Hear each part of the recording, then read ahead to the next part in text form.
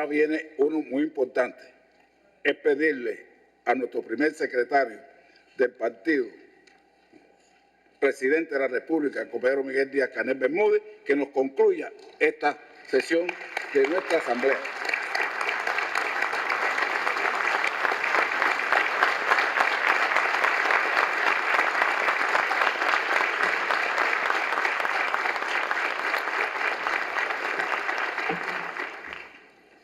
Querido general de ejército Raúl Castro Ruz, líder histórico de la Revolución cubana. Querido presidente Lazo, estimadas compañeras y compañeros. Agradezco a todos por los profundos debates, responsables y breves que nos permitieron abordar asuntos cruciales de nuestra realidad. Solo una auténtica asamblea del pueblo está en condiciones de enfrentar con sentido de urgencia, serenidad, realismo y compromiso los colosales desafíos que enfrenta la nación en este momento y proyectarse hacia el futuro.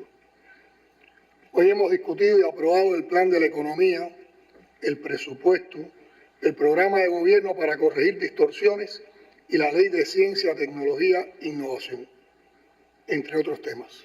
Todos ellos están conectados por un desafiante entramado de tareas necesarias para hacer frente a la compleja situación actual del país y a los riesgos y amenazas que se ciernen sobre la región latinoamericana y caribeña.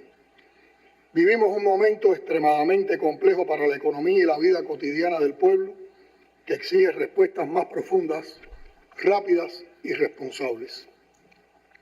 No se trata de una crisis más.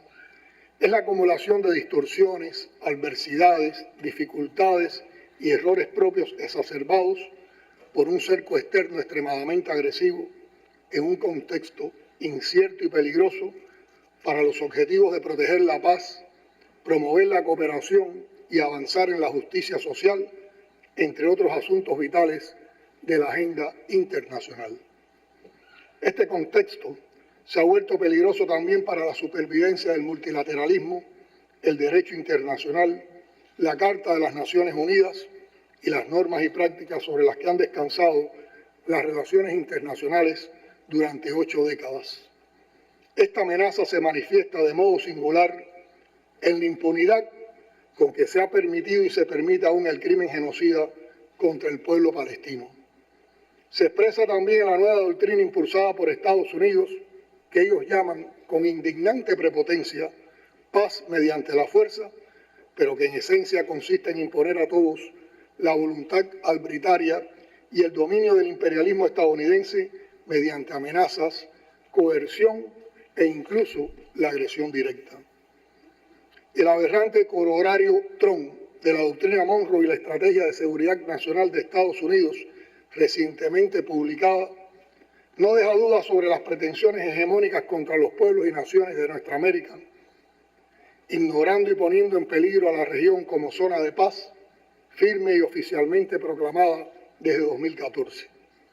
El texto exhibe sin pudor las ambiciones de un poderío unipolar ya en declive, responde a los intereses de las grandes corporaciones transnacionales a costa de los derechos inalienables de los países de la región. Declara sin tapujos la pretensión estadounidense de apropiarse de los recursos y riquezas naturales que pertenecen a naciones soberanas del hemisferio occidental y sus respectivos pueblos.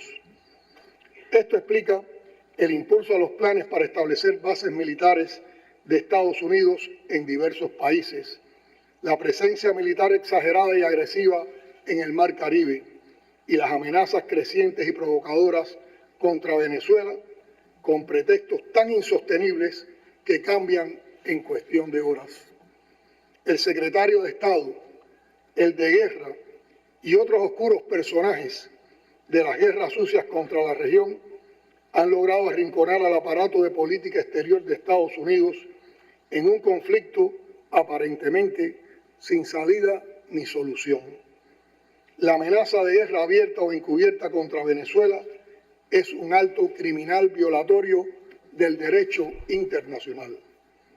El asalto y secuestro de un buque tanquero de combustible y la apropiación ilegal de su carga actos calificados como piratería y terrorismo marítimo, las cerca de 100 ejecuciones extrajudiciales realizadas a la vista del mundo, con ataques aéreos contra embarcaciones en alta mar, las incursiones provocadoras de aviones de guerra estadounidenses sobre el espacio aéreo venezolano, la pretensión de sustituir por la fuerza y por segunda vez al gobierno bolivariano e imponer uno seleccionado en Washington, como se intentó con un tal Guaidó, son todos actos contrarios al derecho internacional.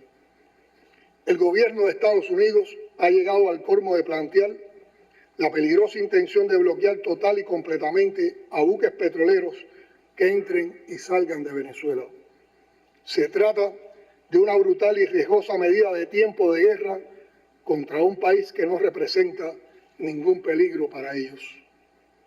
Esto muestra la desesperación impotente de quienes han apostado a la rendición de esa hermana nación frente a la ofensiva violenta y despiadada de una camarilla que se ha apoderado de la política exterior y hemisférica de Estados Unidos.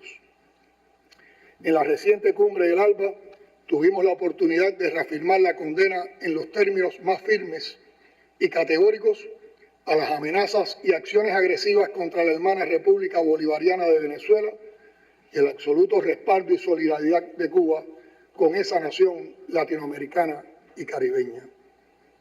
De manera casi paralela y desde mucho antes también, contra Cuba se ejerce una agresión económica incesante con un recrudecimiento criminal del bloqueo y la injustificada inclusión del país en la espuria y arbitraria lista de estados que supuestamente patrocinan el terrorismo.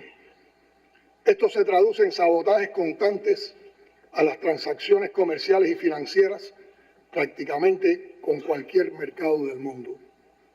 También se manifiestan las acciones directas e indirectas promovidas por el gobierno de Estados Unidos y que hemos denunciado reiteradamente, dirigidas a interferir en el desempeño macroeconómico interno, promover la inflación y deprimir sustancialmente el nivel adquisitivo de la población. La agresión del imperialismo ha continuado haciendo uso de su poder monopólico sobre los medios de comunicación y las infraestructuras tecnológicas de las redes digitales para promover desesperanza y desencanto, irritar, desorientar y confundir, alimentar la especulación y erosionar la confianza en el liderazgo de la revolución, atacando a fondo la fibra emocional de la nación cubana. Empleando incluso la actividad perniciosa y mendaz de sus representantes diplomáticos en Cuba, insisten en tratar de dañar los vínculos con otros gobiernos, propósito que escala con métodos inmorales en el ataque persistente y difamatorio contra la solidaria cooperación médica internacional de nuestro país. Aún en esas condiciones y en un año de grandes desafíos, la autoridad, el prestigio y la trayectoria de solidaridad del país se hicieron patentes.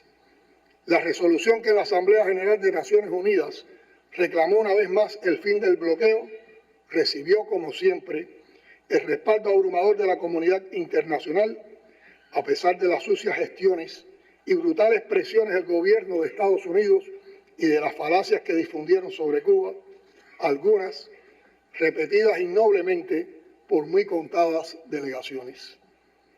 Ha sido el año en que Cuba se insertó como país socio en el grupo BRICS, en una muestra de reconocimiento al papel y liderazgo de la Revolución Cubana entre las naciones del sur.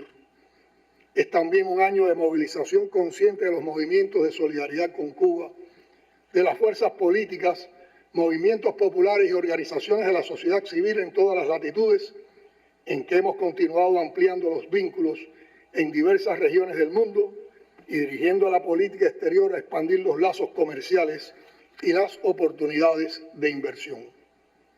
Continúan fortaleciéndose las relaciones con los cubanos que residen en otras naciones, con quienes en el año que culmina se han ampliado los contactos, su participación en eventos nacionales, su involucramiento en proyectos comerciales, económicos y de desarrollo para bien en nuestra sociedad. Compañeras y compañeros, vuelvo ahora a lo mucho que nos toca enfrentar y resolver en lo interno, comenzando por la determinante economía. Al analizar la situación actual del país, hemos sido realistas y autocríticos, pero también hemos reafirmado la confianza en la capacidad de resistencia y victoria del pueblo cubano. La patria no se rinde. Seguimos un principio: unidad, continuidad y resistencia creativa. Unidad en torno al partido, a la revolución y al ideario marxista, martiano, fidelista. Continuidad del legado histórico y de la obra que construimos.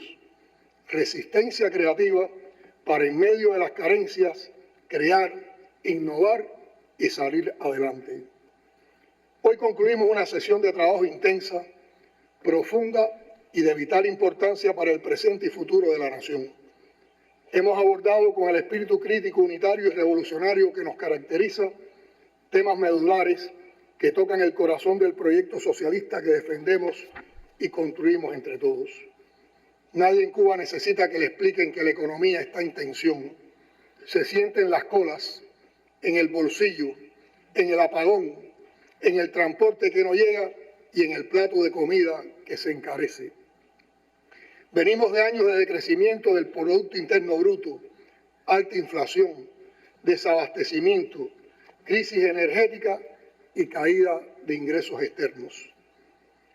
En este contexto es decisivo que el Parlamento transmita una señal clara. Se reconoce la magnitud de la crisis, no se maquilla la realidad y al mismo tiempo se ratifica la voluntad política de cambiar lo que tenga que ser cambiado para defender la justicia social y la soberanía nacional. Ayer en la Comisión Económica tuvimos un intenso debate sobre la urgencia de incrementar la producción nacional para posicionarla como un pilar fundamental en el despegue económico. Hoy esa producción está lastrada por distorsiones, insuficiencias y trabas burocráticas que no acabamos de erradicar, que por una parte afectan el consumo nacional y también afectan las exportaciones, privándonos de importantes recursos financieros. Un país cuyas finanzas son perseguidas con saña está obligado a gestionar con la máxima eficiencia sus ingresos en divisas, imprescindibles para enfrentar los problemas con los combustibles, las inversiones en la generación térmica, en la industria de medicamentos, en el transporte público, entre otros ámbitos. Todos los análisis deberán ponerle rostro a los incumplidores, porque en sus incumplimientos van millones de dólares que estaban en el plan de la economía y que se contaba con ellos. En síntesis, se impone la rendición de cuentas y el análisis oportuno de qué está fallando, con soluciones concretas para cada caso. Mientras no hagamos eso y nos quedemos en el análisis de informes descriptivos y diagnósticos que terminan resultando autopsias inútiles, no vamos a resolver nada ni a cambiar la actual situación. El 11º Pleno del Comité Central expuso con total crudeza la situación económica y al mismo tiempo trazó un método de trabajo: estabilización macroeconómica, corrección de distorsiones y reimpulso productivo, no como consignas, sino como sistema de decisiones concretas, con plazos y responsables. Allí insistimos en 3 ideas que hoy aquí ratificamos. No hay espacio para la administración resignada de la crisis. La estabilidad macroeconómica no es un lujo tecnocrático, es condición para que el salario valga, para que el mercado funcione no para sí mismo, sino para garantizar una política social sostenible. El programa de gobierno para corregir distorsiones no puede seguir siendo un documento de referencia, tiene que convertirse en la hoja de ruta obligatoria de todos los organismos, las empresas y los territorios. Los debates de esta sesión han confirmado los principales retos: reducir la vulnerabilidad energética y la dependencia de la importación de combustibles, recuperar capacidades productivas, en especial en alimentos, energía e industria básica, con la participación articulada y comprometida de todos los actores económicos, mantener a raya el déficit fiscal y la inflación para detener la pérdida del poder adquisitivo del salario y de las pensiones, sostener y diversificar los ingresos externos, en particular turismo, exportación de bienes y servicios, remesas e inversión extranjera, proteger a los sectores más vulnerables de los impactos de los ajustes y de la corrección de precios y subsidios. Todos esos objetivos ya se estaban trabajando y hay que seguir tomando decisiones. Una vez más, insisto, las transformaciones que debemos hacer no son solo estructurales, sino de mentalidad. Lo vemos en el día a día, cosas que se traban o simplemente que no avanzan por falta de flexibilidad o por esquemas que no funcionan para estos tiempos ni bajo circunstancias de tanto asedio. El único límite a la flexibilidad es aquello que atente contra nuestros principios, contra la autodeterminación, la soberanía y la independencia nacional. Fuera de eso, debemos promover cada vez más y sin temor toda iniciativa que nos ayude a sortear los poderosos obstáculos que pone el enemigo y salir adelante. Nadie ha escrito cómo se construye el socialismo en un país que emergió a su real independencia luego de más de 4 siglos de coloniaje y 60 años de subordinación neocolonial. Nadie como Cuba puede hablar de lo que significa impulsar su desarrollo con justicia social en las favorables condiciones de su integración a un campo socialista repentinamente desaparecido. Nadie puede contarnos qué es resistir ejemplarmente, pero con un costo económico y por tanto social elevado, una política infame de bloqueo recrudecido y de persecución feroz como la que tiene Cuba. Esa historia la estamos escribiendo nosotros, los cubanos, el pueblo de Cuba, cada día y ahora mismo.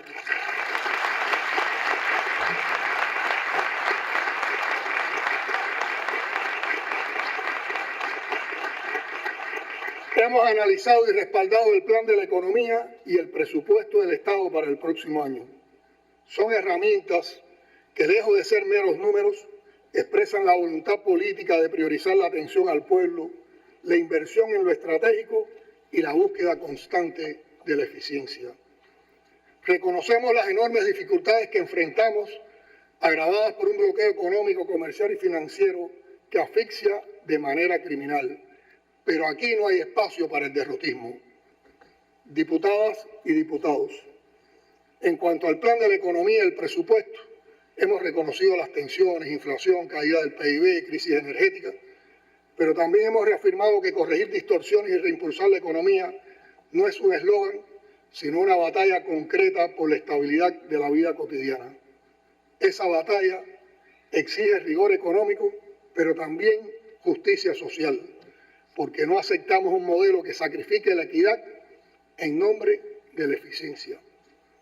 El plan de la economía para el 2026, tal como se ha analizado aquí, es un plan de ofensiva y reajuste profundo que busca priorizar la producción de alimentos, liberando trabas, garantizando insumos básicos y sobre todo generando incentivos reales para el productor estatal y no estatal. Acelerar las inversiones y las soluciones operativas en el sistema electroenergético nacional, combinando reparación de termoeléctricas, mayor eficiencia y el crecimiento de las energías renovables. Ordenar y transparentar la asignación de divisas, de modo que se favorezcan sectores que exportan, sustituyen importaciones y abastecen el mercado interno con producciones propias. Dar la autonomía real a la empresa estatal socialista para elevar la productividad y la eficiencia, exigiéndoles resultados medibles sin tolerar la inercia ni el inmovilismo. El desafío para 2026 no es solo cumplir el plan, sino demostrar que el plan se convierte en cambios visibles en los territorios y en la vida del pueblo. En cuanto al presupuesto que aprobamos en esta sesión, centrado en la producción de alimentos, los servicios esenciales y los programas sociales, debe ejecutarse con transparencia y rigor, y nos corresponde velar celosamente porque así ocurra. Como se ha visto, este presupuesto parte de restricciones severas, pero preserva la prioridad de la salud, la educación, la seguridad social y la protección a los más vulnerables. La transición de subsidios a productos hacia subsidios a personas tiene que hacerse con cuidado, con transparencia y con participación para no dejar a nadie desamparado. Desde la Asamblea debemos exigir que cada peso del presupuesto tenga respaldo productivo o social verificable, que se reduzcan drásticamente los gastos improductivos, los proyectos que no aportan valor y las estructuras que no generan resultados, que los territorios asuman mayor responsabilidad en la captación de ingresos y en el uso eficiente de los recursos. No se trata de ajustar por ajustar, se trata de ajustar para poder seguir redistribuyendo con justicia. En el centro de nuestros debates ha estado también el programa de gobierno para corregir distorsiones en la economía. Este no es un ajuste técnico, es una necesidad revolucionaria para perfeccionar el socialismo en construcción, hacerlo más próspero, sostenible y justo. Comprendemos las preocupaciones y los impactos que algunas medidas pueden tener en la vida cotidiana, pero tal como se ha explicado en esta tribuna y en todos los espacios del país, la inacción sería el mayor de los riesgos. Debemos ordenar lo que está desordenado, valorar adecuadamente nuestro trabajo, estimular el esfuerzo productivo y cerrar paso a las ilegalidades y desequilibrios. Este programa es un llamado a la participación consciente de todos, a que cada cubana y cubano desde su puesto sea protagonista de la rectificación y el avance. El programa de gobierno para corregir distorsiones y reimpulsar la economía tiene objetivos claros: ordenar precios y tarifas, enfrentar el caos cambiario, mejorar la relación entre el sector estatal y no estatal, incentivar la producción y proteger a quienes menos tienen. Todo esto será perfeccionado con los debates que están teniendo lugar en las bases en estos momentos. El programa de gobierno que hemos aprobado busca precisamente eso: corregir las distorsiones, fortalecer la empresa estatal socialista como motor de desarrollo y abrir espacio a todas las formas de gestión que aporten al bienestar colectivo. No podemos permitir que la dualidad monetaria, la falta de incentivos productivos o la burocracia lastren el esfuerzo del pueblo. El problema ya no está en la falta de diagnóstico, sino en la velocidad y consistencia de la implementación. Por eso, en estas conclusiones es necesario subrayar: cada organismo, empresa y gobierno territorial debe presentar cronogramas concretos de ejecución del programa con metas trimestrales y rendición de cuenta pública. Las medidas que demuestren ser ineficaces o contraproducentes deben rectificarse sin dogmas, con humildad política y agilidad técnica. Debe priorizarse y atender la comunicación con el pueblo, explicar qué se hace, por qué se hace, qué efectos se esperan y en qué plazos. Nos falta innovación en la comunicación como ciencia. No es decir, es saber cómo se dice. Un programa que no se entiende o que no se controla termina siendo percibido como una suma de improvisaciones. Para evitarlo, es imprescindible perfeccionar y robustecer el mismo con el aporte de la consulta popular que ya está en marcha. Diputados, en estos días hemos debatido y aprobado la Ley de Ciencia, Tecnología e Innovación, un instrumento jurídico esencial para trazar el camino hacia la soberanía tecnológica y el desarrollo que necesitamos. Debemos convertir a la ciencia y la innovación en motor que impulse cada sector de la sociedad. Esta ley es un paso firme en esa dirección para que el conocimiento creado por nuestro talentoso pueblo se traduzca en soluciones, eficiencia y bienestar. La ciencia no puede quedar en los laboratorios, debe convertirse en soluciones prácticas para la producción, la energía, la salud y la vida cotidiana del pueblo. El país no tiene reservas infinitas de recursos materiales, pero sí tiene reservas de talento científico, técnico y académico que no siempre se aprovechan. Las decisiones económicas clave deben apoyarse en evidencias, estudios, modelaciones y evaluación de impacto. Es imprescindible acortar la distancia entre la investigación y la producción. Universidad, empresa, territorio tienen que ser parte del mismo ciclo innovador. La innovación no es solo tecnológica, también es organizativa, de gestión, de participación popular, de comunicación y de control social. La ciencia y la innovación tienen que dejar de ser un complemento para convertirse en motores del cambio económico que necesitamos. Compatriotas, los retos que enfrenta Cuba en 2025 y 2026 solo se resolverán con trabajo concreto, control sistemático y participación popular activa. El 11º Pleno y esta propia sesión de la Asamblea coinciden en una idea. No basta con aprobar, hay que cumplir. Y no basta con cumplir, hay que rendir cuentas. Desde esta Asamblea debemos asumir varios compromisos políticos. Reforzar el vínculo de cada diputado y diputada con su base, comunicando, escuchando, explicando y recogiendo propuestas concretas para alimentar las políticas públicas. Luchar frontalmente contra la burocracia, la corrupción, el despilfarro, el desvío de recursos y la falta de sensibilidad ante los problemas del pueblo. Fortalecer la unidad no como unanimidad acrítica, sino como construcción de consensos a partir del debate responsable y la participación. El país vive una crisis dura, pero no está derrotado y nunca será derrotado.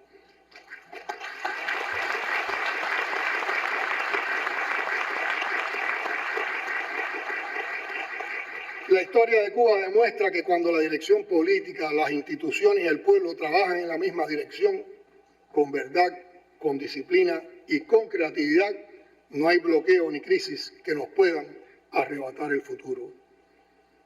La decisión de aplazar el 9º Congreso del partido no se puede ver como un retroceso.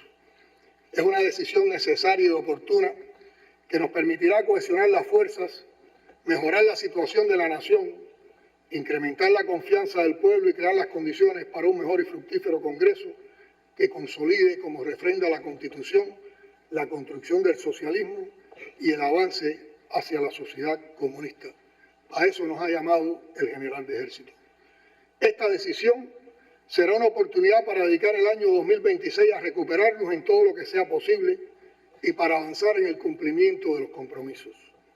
También permitirá ejecutar los ajustes que debemos hacer en las estructuras del partido, el gobierno y el Estado para facilitar sin apresuramientos los intercambios de opiniones y criterios que este proceso demanda. Todas las fuerzas y energías del partido, el Estado y el gobierno junto al pueblo deben consagrarse al mejoramiento de la situación del país, avanzando en la implementación de las medidas económicas aprobadas con disciplina y control, reforzando la atención a los territorios afectados por desastres naturales, promoviendo la participación de la juventud en todos los ámbitos de la vida nacional, intensificando la batalla ideológica, cultural y comunicacional y defendiendo la verdad de Cuba ante la manipulación y la desinformación.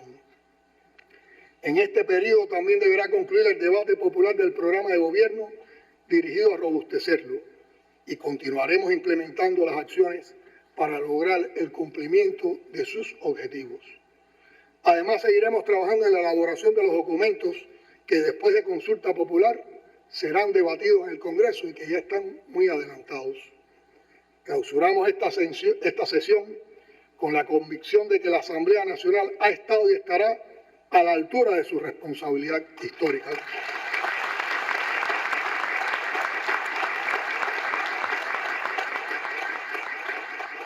Nos corresponde ahora transformar en hechos lo que aquí hemos aprobado, que cada ley, cada plan y cada presupuesto se conviertan en acciones palpables en la vida de la gente, que la ciencia y la innovación se traduzcan en soluciones concretas, que la economía recupere su vitalidad sin renunciar a la justicia social, que jamás descuidemos la unidad, niña de nuestros ojos, como la ha llamado el general de ejército y líder de la revolución, el compañero Raúl.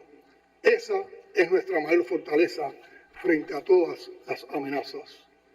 Confiamos en nuestra capacidad para la ofensiva revolucionaria, en nuestra resistencia y en nuestra creatividad, y nadie podrá vencernos.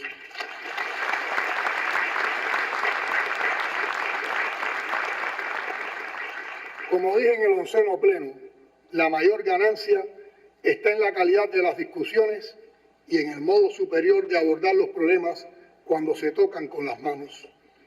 Estamos de lleno volcados en la solución de estos problemas y trazando un camino para superarlos. Las decisiones que adoptamos no pueden quedarse en los resúmenes de la prensa. Se verán en el mejoramiento de la cotidianidad del país. Esa será la prueba real del compromiso compartido y asumido, la medida verdadera de la fuerza transformadora de este Parlamento y de la vitalidad de la Revolución cubana. Aquí, en la Asamblea Nacional, la Asamblea del Pueblo de Cuba, con sus jóvenes talentosos, sus mujeres y sus hombres de las más disímiles profesiones y oficios, blancos, negros, mulatos, fogueados en 1000 batallas, críticos y comprometidos, late la Revolución cubana viva y actuante.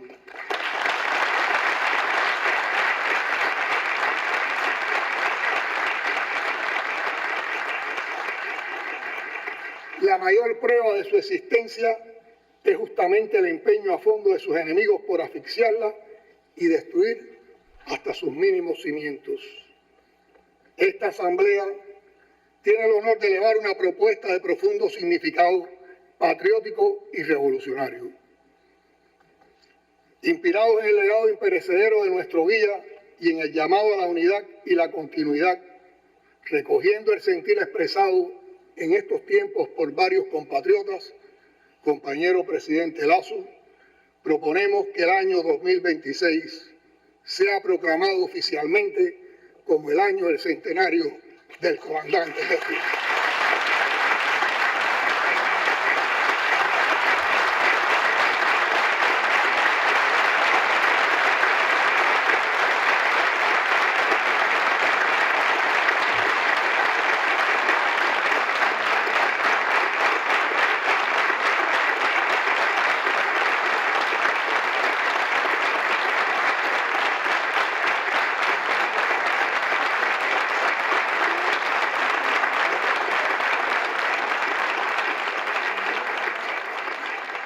Será el año para estudiar más profundamente su pensamiento, para emular su ejemplo de trabajo incansable, de fidelidad a los principios y de confianza absoluta en el pueblo y en la victoria de las ideas.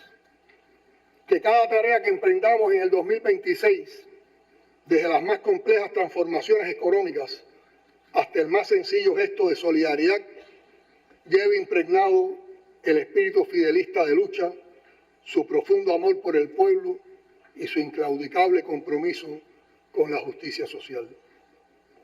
Será la manera más consecuente de honrar al hombre cuyo centenario nos convoca a ser mejores, a defender lo conquistado y a construir con optimismo el futuro. Salimos de esta sesión con mandatos precisos y una responsabilidad inmensa. El camino no es fácil, pero es el nuestro, el que elegimos con soberanía y dignidad. La clave está en hacer de cada problema una solución, de cada limitación un motivo para crear y de cada amenaza una razón para unirnos más. No bajaremos la guardia, profundizaremos la batalla ideológica y cultural, defenderemos las conquistas y trabajaremos sin descanso por el país soberano y próspero que merece este pueblo. La tarea es compleja, pero la voluntad de este pueblo es invencible. La Asamblea Nacional, unida en la voluntad de salvar la independencia, la soberanía y la revolución de los muchos peligros que nos acechan hoy, no puede verse separada de la historia que nos trajo hasta aquí, superando pruebas que parecían imposibles. Digámoslo fuerte y claro, con la convicción de aquel 18 de diciembre de 1956, cuando los dos hermanos se abrazaron y después de contar los pocos sobrevivientes y los escasos fusiles reunidos en el reencuentro, el hermano mayor dijo sin sombra de duda: ahora sí ganamos la guerra.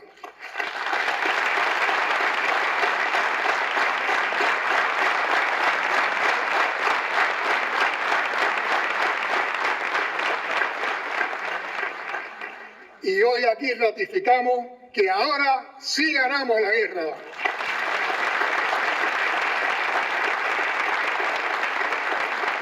Este es el pueblo de Fidel y Raúl, vencedores de imposibles. Que el 2026, año del centenario del comandante en jefe Fidel Castro Ruz, nos encuentre peleando y más unidos que nunca. ¡Viva Cuba Libre! ¡Viva! ¡Viva la revolución! ¡Viva! ¡Vivan Fidel y Raúl! ¡Viva! Socialismo o muerte, patria o muerte, venceremos.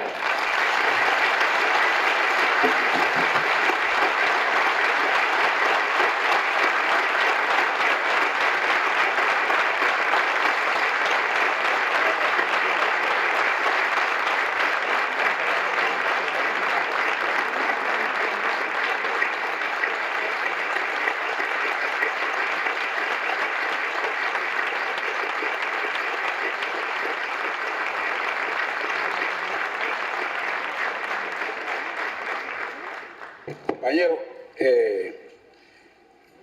aquí hay otra cosa que tenemos que cumplir. Esta asamblea, hace ya algunos años, tomó el acuerdo de denominar los años que venían posteriormente en correspondencia con el aniversario de la Revolución. Es decir, ese es un acuerdo de esta asamblea.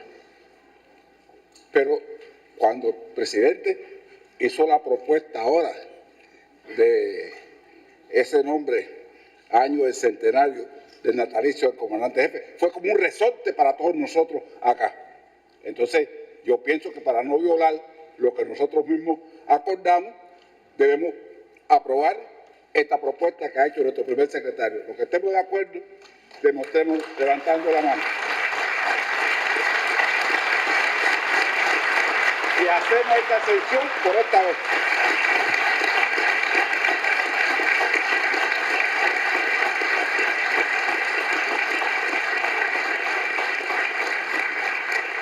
Y con ello, compañeros, doy por concluido el sexto periodo ordinario de sesiones de nuestra Asamblea. Y hasta la victoria, siempre. Esperaremos el nuevo aniversario de la Revolución con nueva victoria para la patria, la Revolución y el socialismo.